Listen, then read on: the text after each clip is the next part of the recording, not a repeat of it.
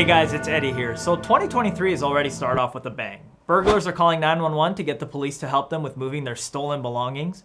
New York City is finding its own mayor for rats in his home, and we've just seen the worst housing decline on record, coming in at an outrageous 35% drop. So buying a home in 2023 is going to look a lot different than the past years. It's almost like we're entering the 8th season of Game of Thrones, where you've seen this story gradually decline over the seasons, but you think, hey, it can't get any worse than it's already gotten, right? Then you read the housing reports, and you see that home prices have now dropped for the 4th straight month. And if you watch the news, you're led to believe that once this is all over, just like Daenerys, if you are to survive, you'll just be the Queen of Ash. Seriously, they're so dramatic. That's why I think it's crucial for us to break down the numbers and look through the most recent forecast in 2023 for where housing markets could decline, where they'll remain steady, and most importantly, discuss the best ways you can take advantage of a housing market downturn. So whether you're currently in the market to buy a home, sell your home, or you just want to bask in the pleasure of watching it all crumble, stay tuned for your all-inclusive guide to the 2023 housing market. Before we get into that, if you could please hit that like button, or if you haven't already clicked subscribe, it would mean a lot to me because just by doing so, it could help increase the engagement on this video by 30 to 40%.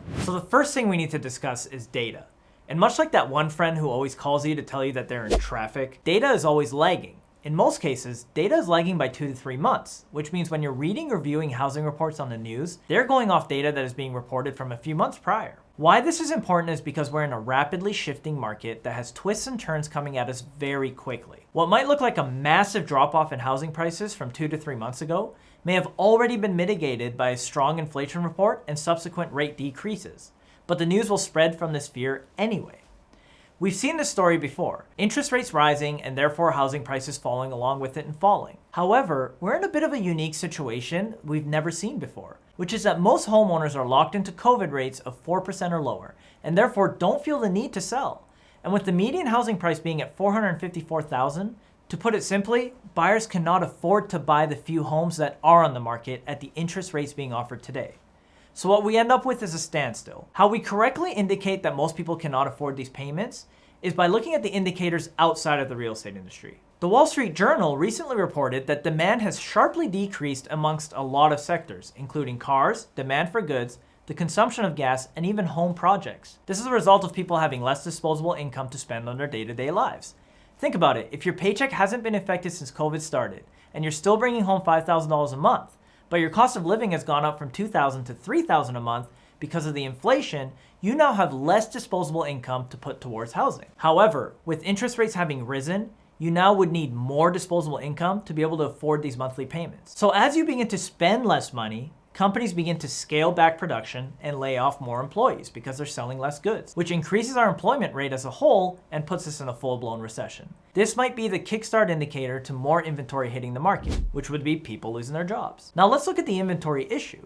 Redfin found that the number of homes listed for sale increased by 15% year over year, which is actually the largest increase on record. However, let's look at that a little closer. In December of 2022, there were 73,000 homes for sale in California, up 12% year over year.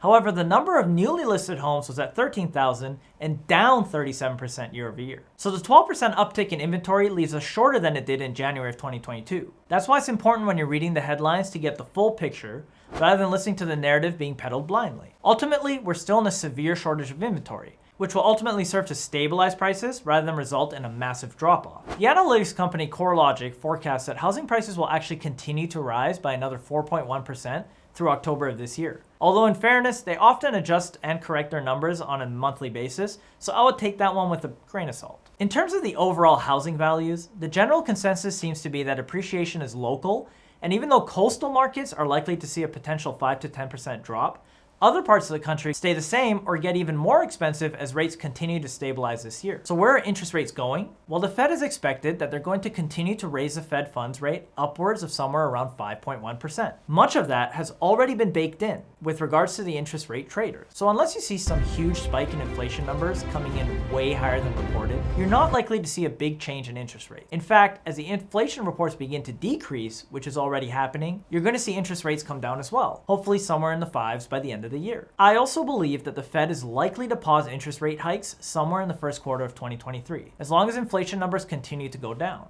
So what does that actually mean for housing prices? Well, I believe that housing is actually going to remain somewhat stable across the nation this year as we gain our footing again from a tumultuous 3-year stretch. Once that period of stabilization has settled in, we will then see a more normal appreciation schedule and market that we were used to prior to the pandemic. Now, as we get into 2023, they're going to compare the numbers from 2022 to the data of 2023. While we don't even know what's going to happen in the first quarter of 2023, I can tell you year over year, it's not going to report well. And that's just based on the way that they actually report that data. In fact, much of the declines that are going to be reported in those numbers have already taken place. So I guess what I'm saying here is just don't get caught up in what the news is reporting.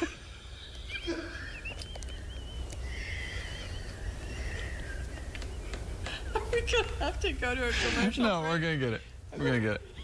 Look at the context and look a little deeper to make sure you actually understand what the market is doing so you can make the best decision for yourself. Finally, let's talk about inventory. Typically, you don't see the market to heat up until somewhere right around the Super Bowl. So maybe mid-February, you'll start to see homes come onto the market and you're likely to see that trend continue through the middle of the summer. Now, the caveat to that is that if interest rates stay high, they stay where they are right now, say somewhere around 6 and 6.5%, you're not likely to see a huge amount of inventory come to the market because of the hunkering down method we spoke about before, which is that people don't want to give up their historically low interest rates to move into a home with a much higher rate and monthly payment. Therefore, they won't even list their home for sale. But if you do see some of the interest rates come down somewhere in the low 5% range, that could actually stir up some more inventory coming to the market. Because there's some people that are in properties right now that would be sellers if the payments made sense if they found the right property out there for them. So what do you think? Will housing prices crash and tumble this year? Or will we see a return to normality and a stable market? Let me know your thoughts in the comments below. Thank you so much for watching this video, and you guys have a wonderful start to the year. Let's hit the ground running.